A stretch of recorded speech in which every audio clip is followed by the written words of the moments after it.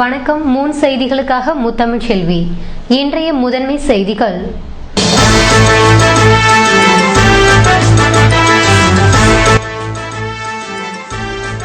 பாமர மக்களின் அடிப்படை உரிமைகள் விழிப்புணர்வு. புதுவையில் சனிக்கிழமை நடைபெற்ற நிகழ்வில் திட்டங்களை துவக்கி வைத்தார் உச்சநீதிமன்ற நீதிபதி.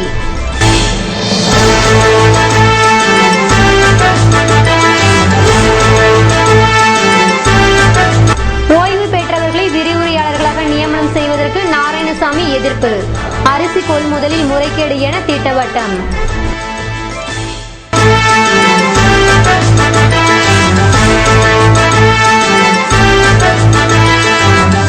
லாஸ்பேட்டை உழவர் சந்தையில் ஒழுங்குமுறை விற்பனை கூட தலைவர் முனுசாமி திடீர் ஆய்வு. கூடுதல் விலைக்கு விற்றால் நடவடிக்கை.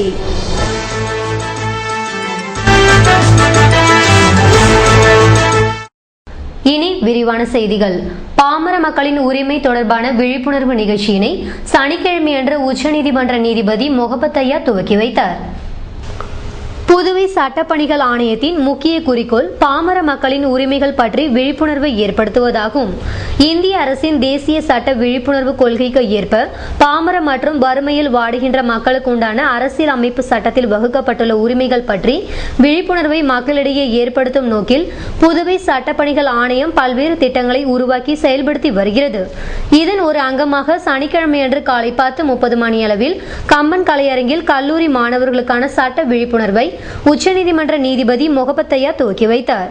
இந்த நிகழ்ச்சியில் சென்னை உயர்நீதிமன்ற நீதிபதி சஞ்சய் கிஷன் கெல், முதல்வர் ரங்கசாமி, உயர்நீதிமன்ற நீதிபதிகள் அக்னிஹோத்ரி, பால் வசந்தகுமார், மாவட்ட நீதிபதி அருள், தலைமை நீதிபதி வேல்முருகன், வழக்கறிஞர் சங்க தலைவர் ரமேஷ் ஆகியோர் வாழ்த்துரை வழங்கினர்.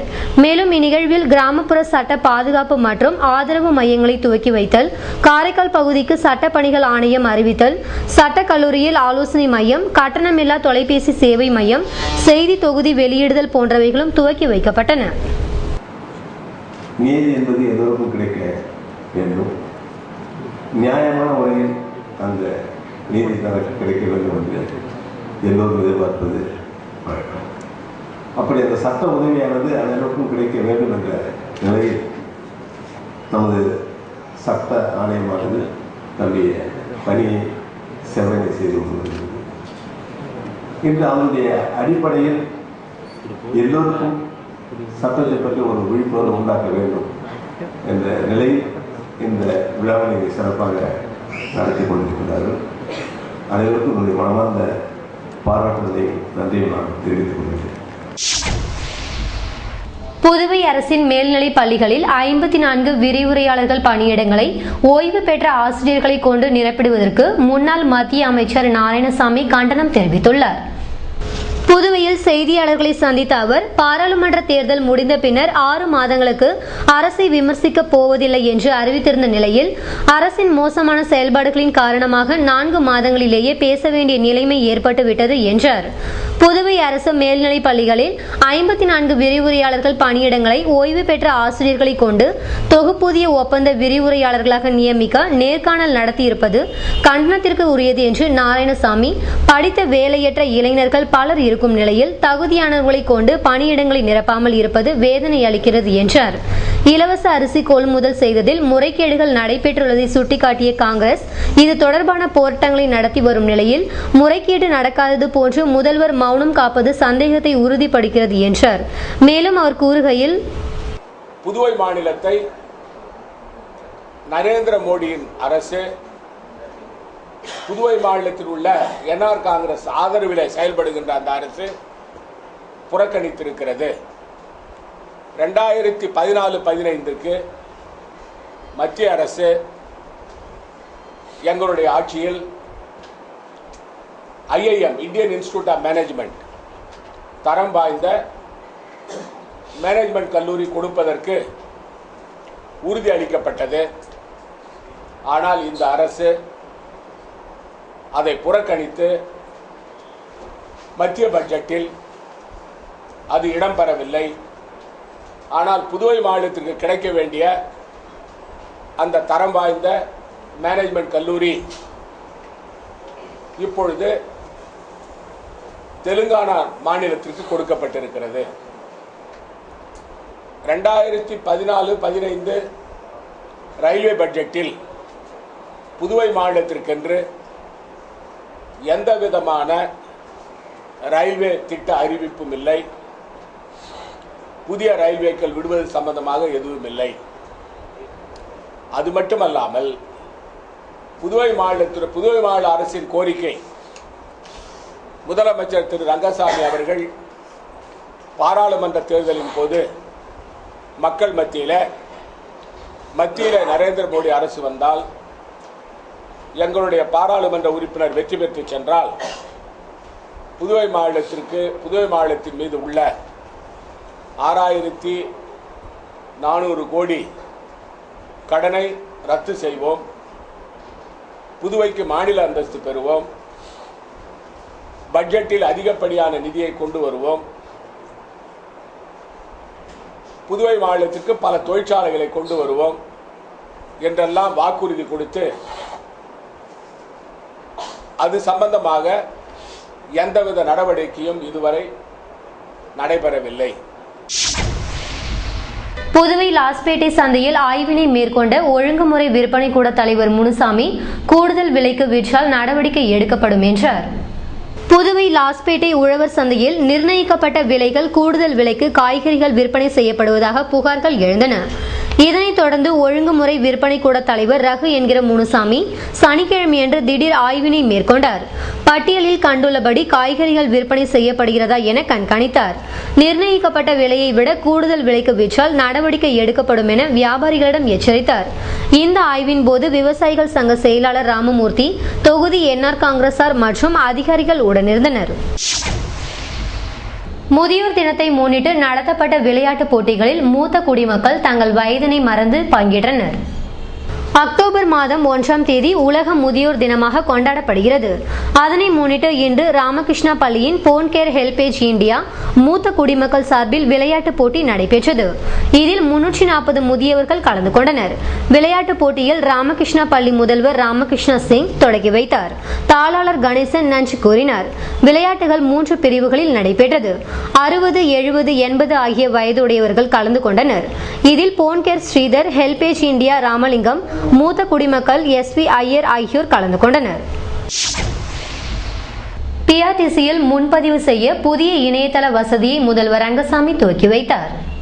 புதுச்சேரி சாலை போக்குவரத்து கழக பேருந்துகளை இணையதளம் மற்றும் கைபேசி மூலம் முன்பதிவு செய்யும் வசதி துவக்க விழா முதல்வர் அலுவலகத்தில் நேற்று நடைபெற்றது.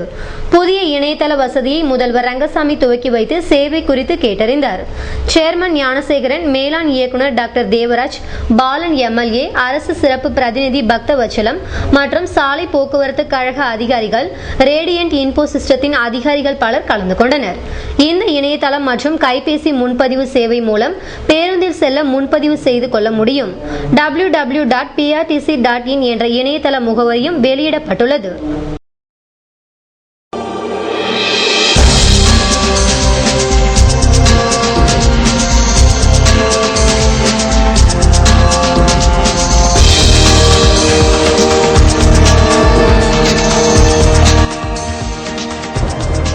நீதிமன்றத்தில் இன்ஸ்பெக்டருக்கு நீதிபதி டோஸ், சிறையில் கைதிகளை தாக்கியது தொடர்பாக வாதங்கள் மீது வழக்கு தொடர உத்தரவு.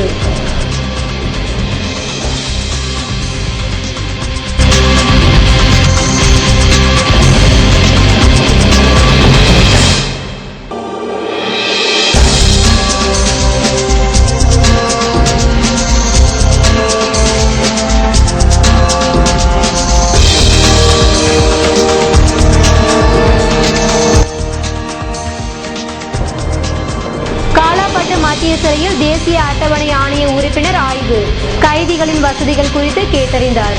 விபரம் விளம்பர இடைவேளைக்கு பிறகு.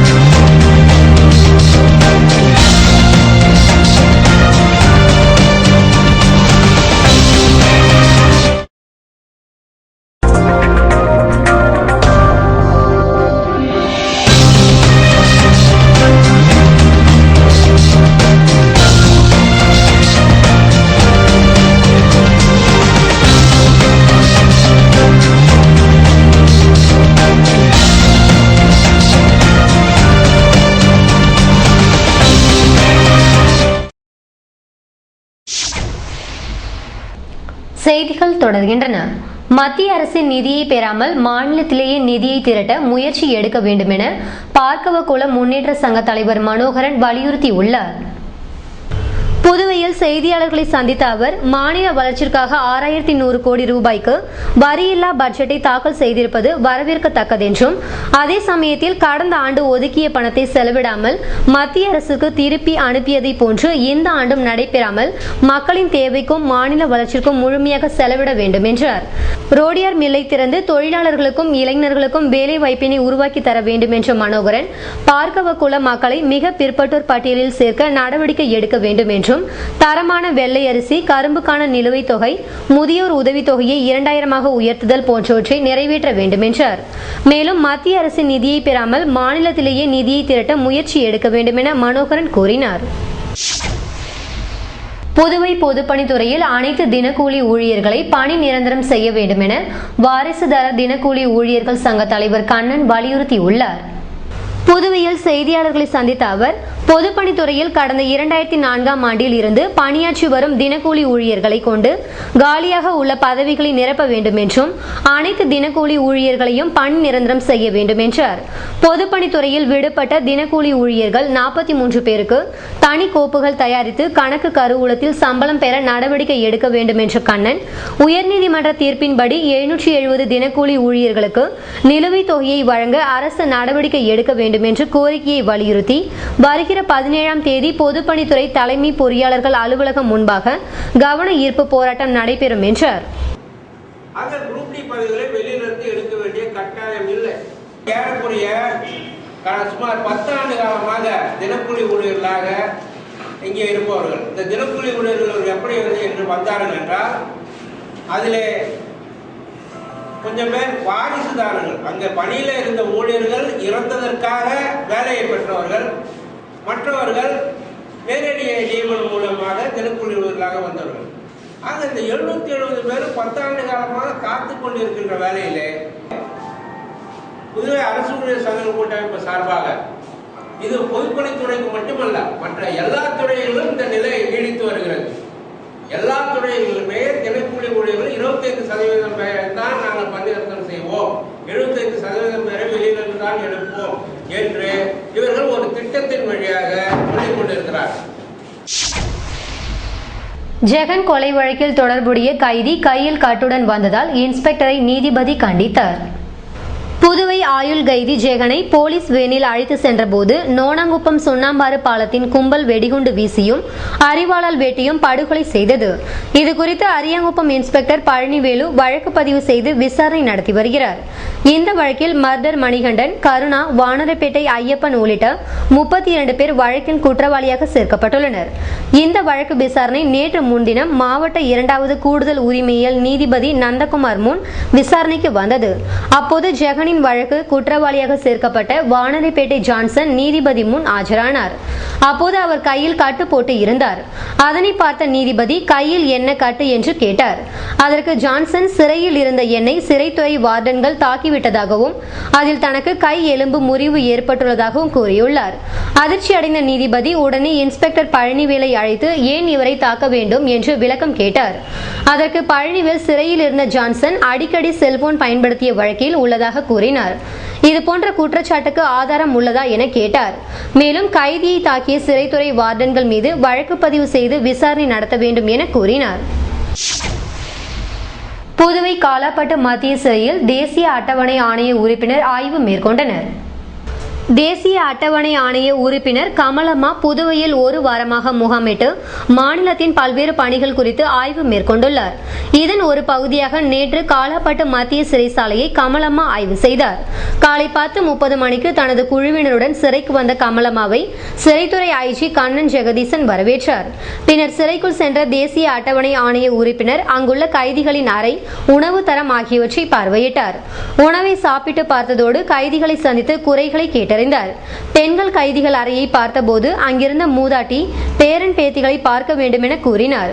இது பற்றி சிறை ஊழியர்களிடம் கேட்ட கமலம்மா உறவினர்களை பார்க்க ஏற்பாடு செய்ய உத்தரவிட்டார். அங்கு கைதிகளுக்கு செய்யப்பட்டுள்ள நூலக வசதி உள்ளிட்டவற்றை ஆய்வு செய்து அதிகாரிகளிடம் விளக்கம் கேட்டார். குறிப்பாக கைதிகளின் தோட்டக்கலை பணியை பார்வையிட்ட கமலம்மா அங்கிருந்த சிறைத்துறை தலைமை கண்காணிப்பாளர் பச்சாச்சார்த்திடம் இதற்காக கைதிகளுக்கு நாள் ஒன்றுக்கு வழங்கப்படும் ஊதியம் குறித்து கேட்டறிந்தார். அவர் ரூபாய் 56 வழங்கப்படுவதாக கூறவே அதை உயர்த்தி வழங்காதது குறித்து கேட்டார். அதற்கு பதிலளித்த சிறை அதிகாரிகள் மாநில அரசு வழங்கும் ஊதியத்தை கொடுப்பதாக கூறினர். இதையடுத்து கூடுதல் ஊதியத்துக்கு மாநில அரசிடம் தேசிய ஆணையம் பரிந்துரைக்கும் என்று சிறை அதிகாரிகளிடம் உறுதியளித்தார். இது தவிர மருத்துவம், குடிநீர், சுகாதார பணிகளை பார்வையிட்ட கமலம்மா அதில் உள்ள சிறிய குறைகளை அரசுக்கு சுட்டிக்காட்டி கூறுவதாக கூறினார். இந்நிகழ்ச்சியின் போது ஆதிதிராவிட நலத்துறை மற்றும் சிறைத்துறை அதிகாரிகள் உடனிருந்தனர்.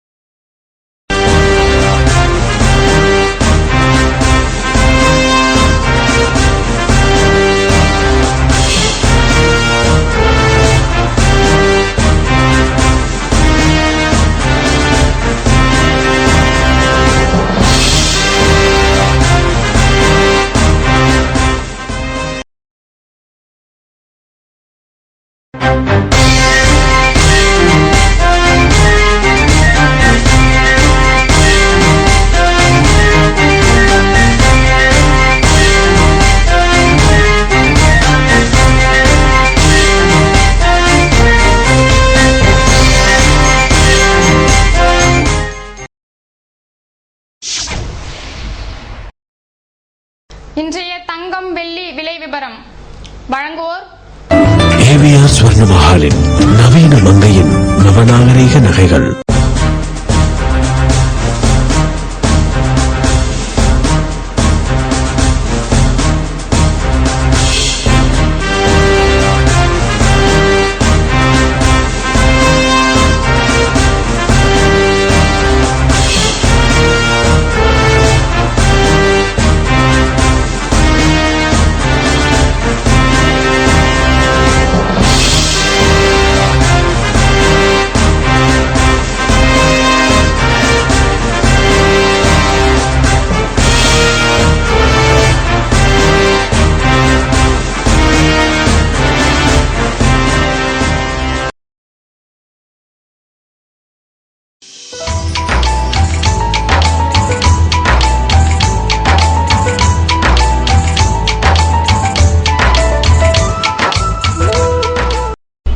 புதுவையில் இன்றைய வெப்பநிலை அதிகபட்சமாக 30 டிகிரி செல்சியஸாக பதிவானது.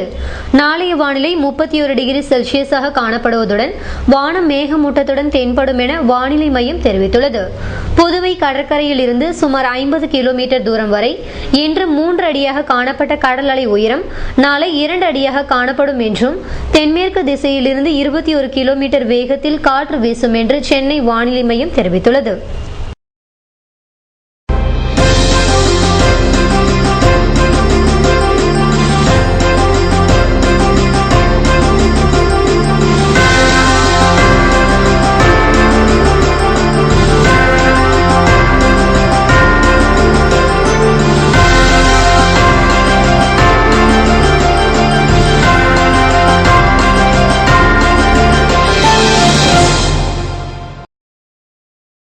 மீண்டும் இன்றைய முதன்மை செய்திகள்.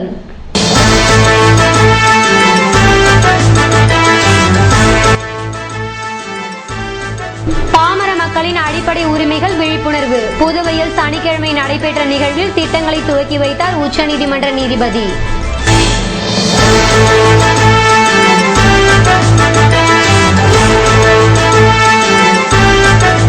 ஓய்வு பெற்றவர்களை விரிவுரையாளர்களாக நியமனம் செய்வதற்கு நாராயணசாமி எதிர்ப்பு. அரிசி கொள்முதலில் முறைகேடு என திட்டவட்டம்.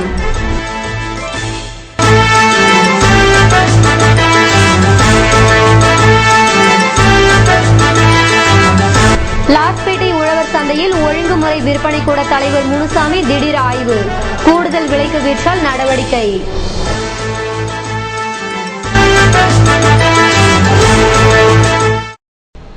இத்துடன் செய்திகள் நிறைவடைந்தன. வணக்கம்.